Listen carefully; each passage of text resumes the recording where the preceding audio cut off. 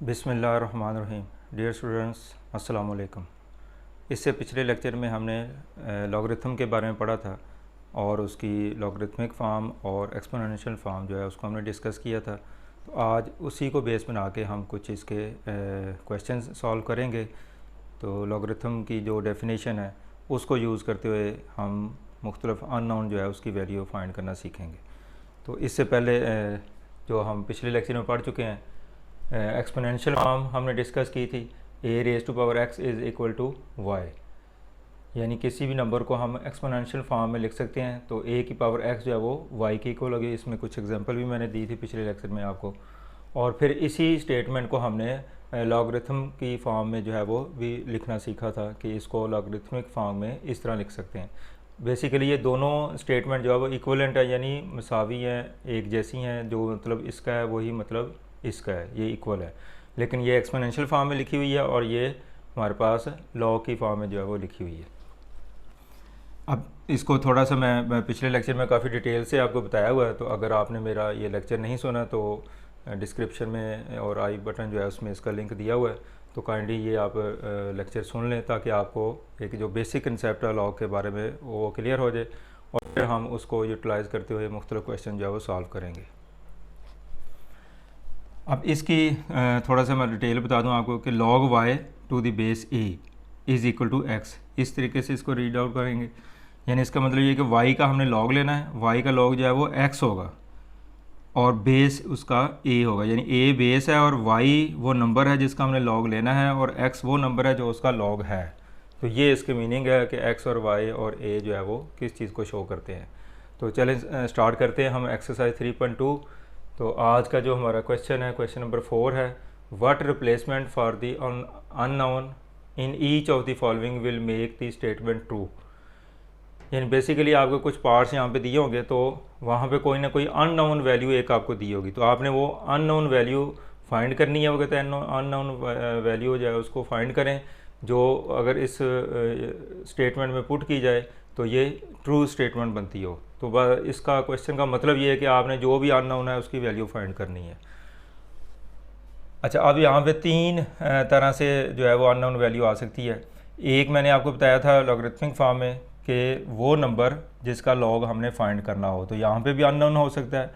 ये वो नंबर होता है जो कि जिस बेस के तहत हम इसका लॉग लेते हैं, तो ये बेस होगा। तो यहाँ पे भी अननोन की वैल्यू दी जा सकती है।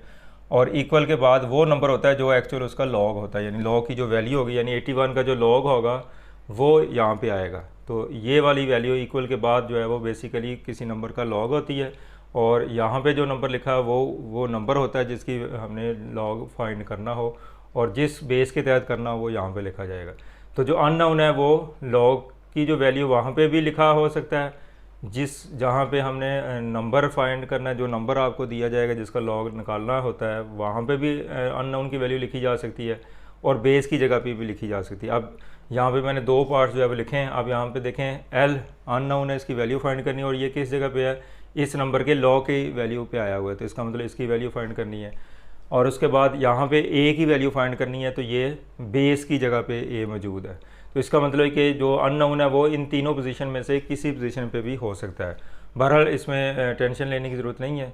क्वेश्चन सॉल्व करने का जो मेथड है वो आमतौर पर इसमें एक जैसा ही पैटर्न है। जो स्टार्ट है वो एक ही होगा, आगे जाके थोड़ा सा डिफरेंस जो है वो आ सकता है। लेकिन बेसिकली ये तीनों जितने भी क्वेश्चन इस टाइप के होंगे उनको हम सेम पैटर्न से जो है वो सॉल्व कर सकते हैं। तो फर्स्ट पार्ट हम लेते हैं हम। तो ये आपको लॉग की फॉर्म में, लॉगरिथमिक फॉर्म में जो है वो रिलेशन दिया, जैसे ये दिया हुआ तो आपको लॉगरिथमिक फॉर्म में जो है वो दिया हुआ है। तो इस तरह के क्वेश्चन जब भी आपने अननोन की वैल्यू फाइंड करनी हो ऐसे क्वेश्चन में, तो सिंपल एक जो कि इसकी स्टेप है वो क्या है कि आपने इसको एक्सपोनेंशियल फॉर्म में लिखना है। यानी हर क्वेश्चन में पहला स्टेप क्या होगा, इसको एक्सपोनेंशियल फॉर्म में जो है वो लिखना होगा। तो आपकी सहूलत के लिए मैं यहाँ पे स्टेप मेंशन कर देता हूँ, लेकिन आपको खुद करते हुए पेपर में लिखते हुए ज़रूरी नहीं है। ये इन एक्सपोनेंशियल फॉर्म, यानी हर क्वेश्चन में आपने ये स्टेप करना है कि इसको एक्सपोनेंशियल फॉर्म में जो है वो लिखना है। अब देखें, मैंने पिछले लेक्चर में भी आपको डिटेल बताई थी तो एक्सपोनेंशियल फॉर्म में लिखने के लिए क्या होगा, जो यहाँ पे बेस है वो लॉग में भी बेस होगा। तो इसका मतलब ये है कि अब यहाँ पे बेस क्या है 3। अब एक्चुअल जो पावर होती है वो इस नंबर का लॉग होगी, तो इसका मतलब y का जो लॉग है वो x है। तो x जो है वो पावर हमेशा इस तरफ लिखी होती है जब आप इसको लॉगरिथमिक फॉर्म में लिखते हैं। तो शॉर्टकट में मैं अगर बता दूं, अगर आपने लॉग से दोबारा एक्सपोनेंशियल फॉर्म में जाना है तो सिंपल आपने a की power x is equal to y, यानी a की पावर x इस तरीके से a की power x is equal to y, यानी जो बेस है वो एक्सपोनेंशियल फॉर्म में भी बेस होगा और जो इस नंबर का लॉग होगा वो यहाँ पे पावर के तौर पे आएगा और जो नंबर है जिसका लॉग फाइंड करना होता है वो इधर आएगा। तो a की पावर, यानी इस तरीके से आप को इसको मैं हिंट दे रहा हूँ आपको, एक टिप ये है कि आप a की power x is equal to y इस फॉर्म में लिख लें इसको। अब यहाँ पे इसको एक्सपोनेंशियल फॉर्म में लिखना है तो 3 की power l is equal to 81, 3 की power l is equal to 81। अब बेस 3 था, इसमें बेस 3 है और 81 का लॉग l होता है, तो हमेशा जब भी एक्सपोनेंशियल फॉर्म में लिखता है तो जो लॉग की वैल्यू होती है वो पावर में आती है। तो आप देखेंगे बिल्कुल सेम उसी डेफिनेशन के मुताबिक हमने इसको एक्सपोनेंशियल फॉर्म में जो है वो लिख लिया। तो ये स्टेप आपने हर क्वेश्चन में करना है, जो भी इस तरह के क्वेश्चन होंगे कि एक्सपोनेंशियल फॉर्म में लिखना है। अच्छा, अब मज़ीद आप इसको क्या करना है, अब यहाँ पे थोड़ा थोड़ा डिफरेंस आएगा हर क्वेश्चन में, उसके लिए मैं आपको मुख्तलिफ टिप्स जो है वो बता देता हूँ कि आपने क्या करना है। अब देखें कि L जो है वो पावर में आ चुका है, यानी आपने देखना है कि जो जिस नंबर की वैल्यू, जिस अननोन की वैल्यू आपने फाइंड करनी है वो पावर में है, तो आपने उनके बेस को सेम करना है। ये आपका मतलब टारगेट होना चाहिए कि अगर पावर में जो चीज़ आपने फाइंड करनी है वो पावर में आ जाए तो फिर बेस सेम करने हैं। ये एक छोटा सा टिप है कि फिर दोबारा बता रहा हूँ कि अगर अननोन जो है वो पावर में आ जाए तो फिर आपने बेस सेम करने हैं, ये आपने काम करना है। बस ये छोटी सी बात आपने याद रखनी है, तो इंशाल्लाह क्वेश्चन आपका जो है वो खुद से सॉल्व हो जाएगा। अब 3 की पावर l, अब 81 जो है, अब देखें 81 जो है इसको हम 9 का स्केयर भी लिख सकते हैं क्योंकि ये भी 81 के इक्वल होता है। इस तरह 3 की पावर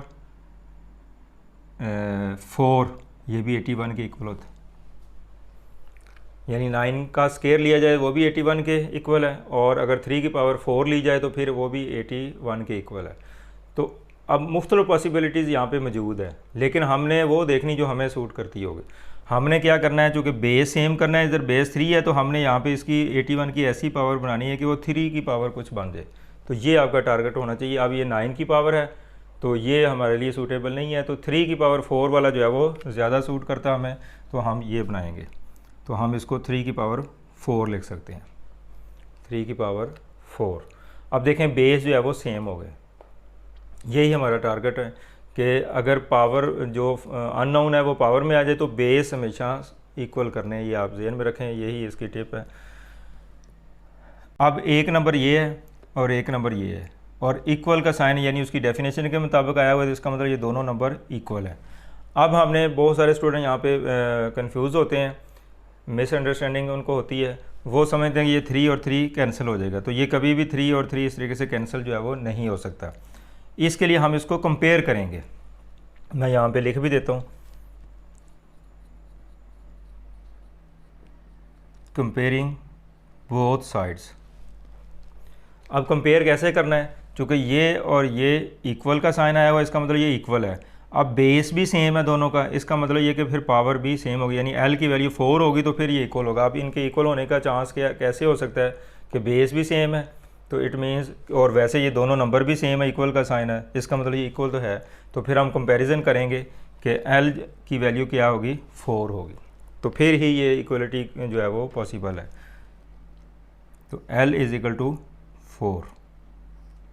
अब यहाँ पे हमने कैंसिल नहीं किया, मैं दोबारा बता रहा हूँ कि हमने 3 और 3 को कैंसिल नहीं करना बल्कि कंपेयर करना है। तो जब ये दोनों नंबर इक्वल हैं और इनमें से बेस इक्वल है तो फिर इसका मतलब पावर भी इक्वल होगी। तो ये कंपेयर करके हमने L की वैल्यू जो है वो निकाल ली, और यही हमारा क्वेश्चन था कि आपने अननोन जो है उसकी वैल्यू फाइंड करनी है। तो बेसिकली 2 स्टेप हमने किए हैं।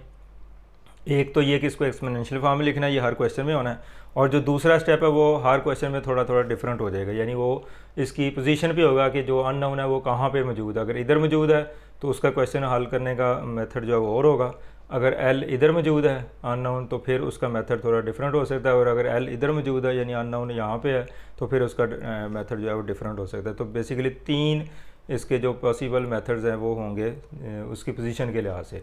तो यहाँ पे अगर एल हो तो आपने क्या करना है, एल चूँकि पावर में आता है तो बेस सेम करने हैं बस, यानी जब एल यहाँ पे मौजूद हो यानी पावर में आ जाए तो पावर में आ जाए तो बेस सेम करने हैं।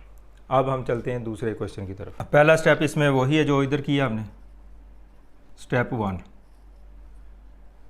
इन एक्सपोनेंशियल फॉर्म, ये आपने हर क्वेश्चन में करना है, इसको एक्सपोनेंशियल फॉर्म में लिखना है। और वो मैंने मेथड बता दिया है कि बेस की पावर ये चूँकि ये जो नंबर वैल्यू ये इस लॉ की वैल्यू ये हमेशा पावर में आएगी, तो ए की पावर 0.5 इज़ इक्वल टू 6, यानी इस तरीके से आपने करना है। ए की पावर ये पावर बन जाएगी और ये इक्वल के बाद आ जाएगा, तो ये हमने इसको एक्सपोनेंशियल फॉर्म में लिख दिया। अब स्टेप 2 जो है उसकी तरफ बढ़ते हैं हम। अच्छा, यहाँ पे देखें जो अननोन है वो बेस में आया हुआ है, यानी पिछले क्वेश्चन में अननोन जो है वो पावर में मौजूद था तो हमने बेस को सेम किया था। अब यहाँ पे जो अननोन है वो बेस में है तो अब आपने इसकी पावर को सेम करना है। तो यानी इस तरह के जितने भी क्वेश्चन होंगे जिसमें बेस में आ जाए वो अननोन तो फिर पावर हमेशा जो है वो इक्वल करनी होती है। लेकिन ये पावर जो कि पॉइंट में है तो अब 6 की पावर इस तरह की बनानी मुश्किल है जो 0.5 के इक्वल आ जाए, यानी कोई ऐसा नंबर ढूंढना मुश्किल है जिसकी पावर 0.5 की जाए और वो 6 के इक्वल आ जाए। तो फिर हम थोड़ा सा डिफरेंट इसका मेथड जो है वो बनाते हैं। इसको अगर आप फ्रैक्शन में लिख लें तो ये 1/2 के इक्वल होगा, यानी 1/2 जो है इसको अगर डिवाइड करें तो ये 0.5 के इक्वल आता है। तो हम इसको फ्रैक्शन में जो है वो कन्वर्ट कर देते हैं, तो 0.5 की जगह हमने 1/2 जो है वो लिख दिया। अब देखें कि ए जो है वो बेस में है, जब ए बेस में आ जाए तो फिर पावर बराबर करनी होती है आपने। अब यहाँ पे 1/2 है ए की पावर, तो अब 6 की जगह पे कोई ऐसा नंबर रिप्लेस करना जिसकी पावर 1/2 आ जाए और वो 6 के इक्वल हो जाए, तो ये भी हमारे लिए मुश्किल है इसको फाइंड करना। तो फिर हम ये करते हैं, चूँकि हमने ए की वैल्यू फाइंड करनी है तो अब दोनों तरफ आप इसका स्केयर ले लें, स्केयरिंग बोथ साइड।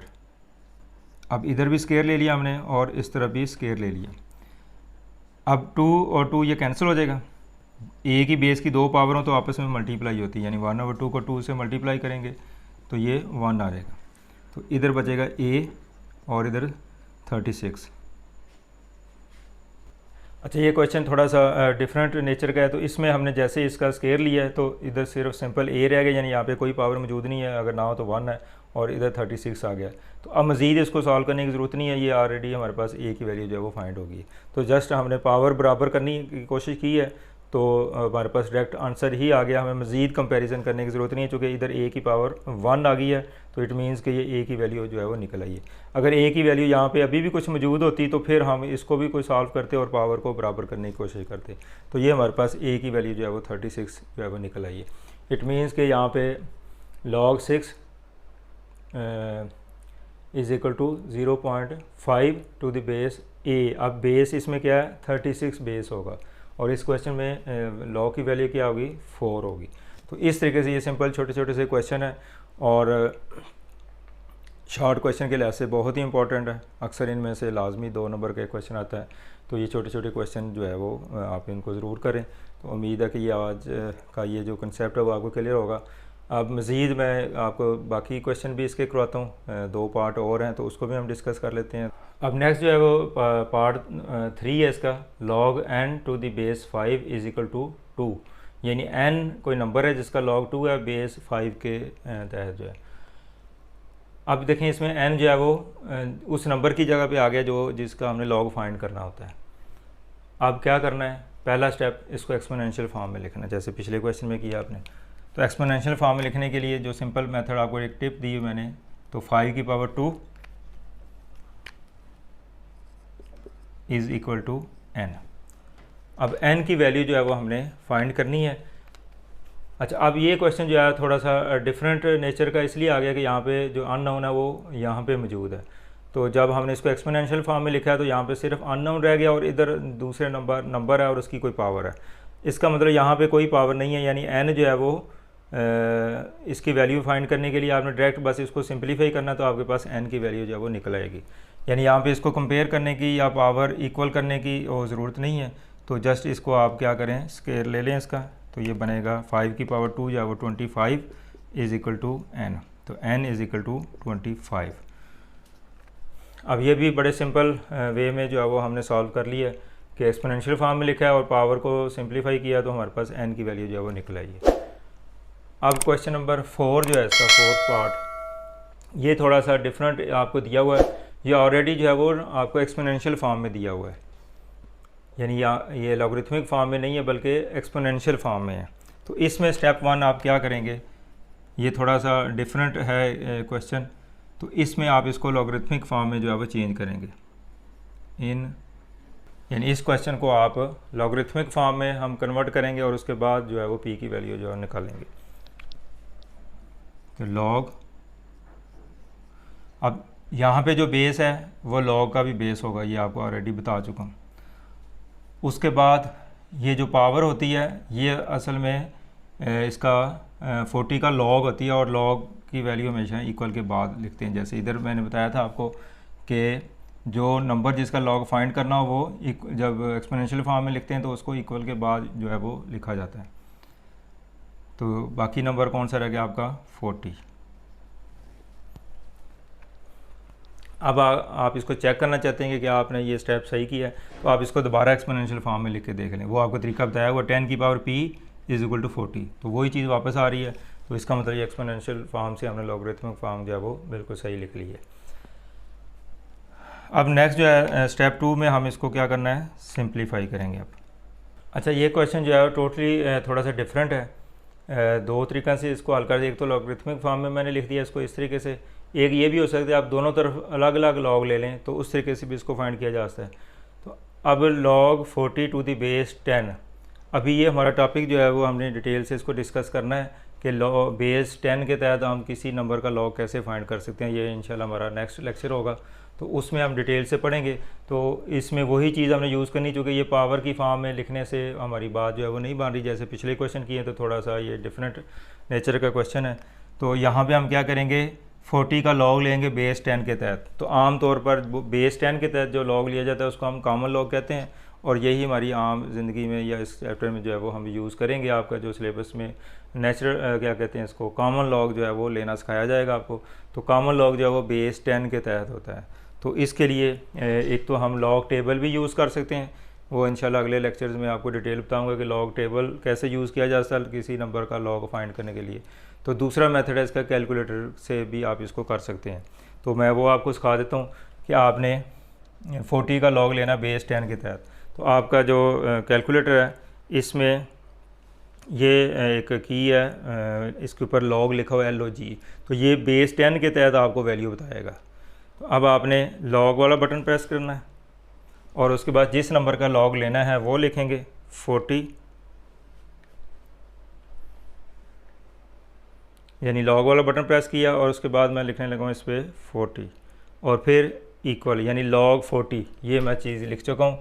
बेस 10 वो ऑटोमेटिकली ये बेस 10 में ही आपको आंसर देगा, इसलिए वो लिखना आपको इसमें परेशान होने की ज़रूरत नहीं। आपने सिर्फ लॉग वाला बटन प्रेस करना है और जिस नंबर का लॉग लेना है वो प्रेस करना है और उसके बाद आपने इक्वल का साइन जो है वो उसको प्रेस कर देना है।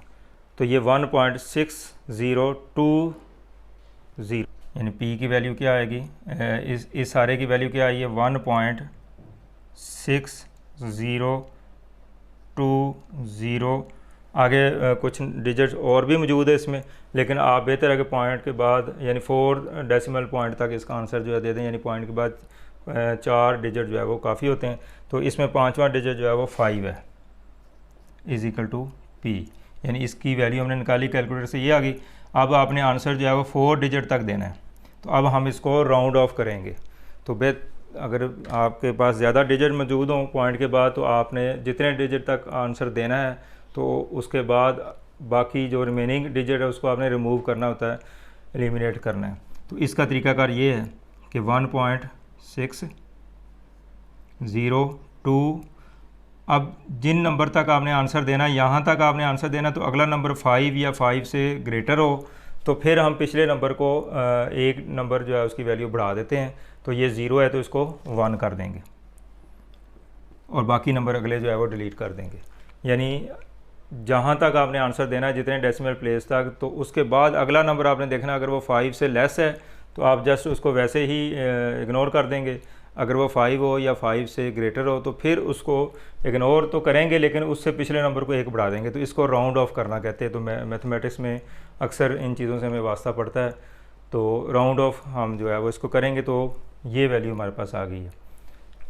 अब ये p की वैल्यू है तो p को इधर लिख दें और 1.6021, तो p की वैल्यू हमने इसमें फाइंड करनी थी तो वो आ चुकी है हमारे पास।